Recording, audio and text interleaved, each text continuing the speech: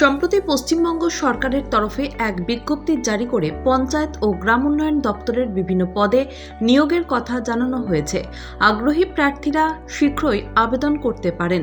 এই বিষয়ে আরও বিশদে জানতে প্রার্থীরা পশ্চিমবঙ্গ সরকারের পঞ্চায়েত ও গ্রাম উন্নয়ন দপ্তরে যোগাযোগ করতে পারেন। সম্প্রতি পশ্চিমবঙ্গ রাজ্য সরকারের তরফে জানানো হয়েছে যে শিলিগুড়ি মহকুমা পরিষদের পাশাপাশি গ্রাম পঞ্চায়েত, পঞ্চায়েত সমিতি এবং জেলা পরিষদ মিলিয়ে পঞ্চায়েতের প্রতিটি স্তরেই নিয়োগ করবে রাজ্য সরকার। প্রকাশিত বিজ্ঞপ্তি অনুযায়ী প্রতিষ্ঠানের তরফে মোট 6,652টি শূন্য পদ রয়েছে বলে জানা গিয়েছে। পরবর্তীতে আরও 1,000টি শূন্য পদ বাড়ানো সম্ভব রয়েছে। আপাতত নবান্ন সূত্রে জানা গিয়েছে এই 1,000টি শূন্য পদে ফায়ার অপারেটরদের নিয়োগ করা হবে। রাজ্যের মুখ্যমন্ত্রী ইতিমধ্যেই এই বিষয়ে সিলমোহর দিয়েছেন। তবে এই অনুমোদন প্রথম নয়, এর আগেও রাজ্য সরকারের পঞ্চায়েত স্তরে বিভিন্ন পদে নিয়োগের বিজ্ঞপ্তি প্রকাশ করা হয়েছিল।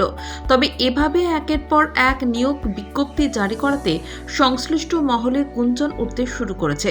অনেকেই ভাবছেন যে বিভিন্ন নিয়োগ দুর্নীতি মামলায় একের পর এক জেরবার হওয়াতেই এই সিদ্ধান্ত নিয়েছে রাজ্য সরকার।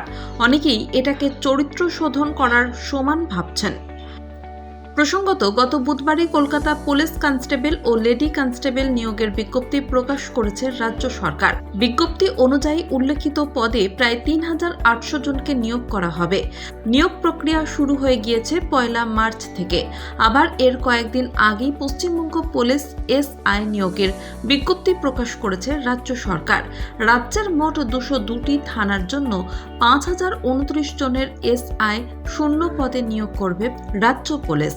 সরকারি পদে নিয়োগের পাশাপাশি রাজ্য বর্তমানে বেসরকারি কর্মসংস্থানের দিকেও নজর দিয়েছে। গত মঙ্গলবারই মুখ্যমন্ত্রী পুরুলিয়ার রঘুনাথপুর ইস্পাত কারখানার উদ্বোধন করেন।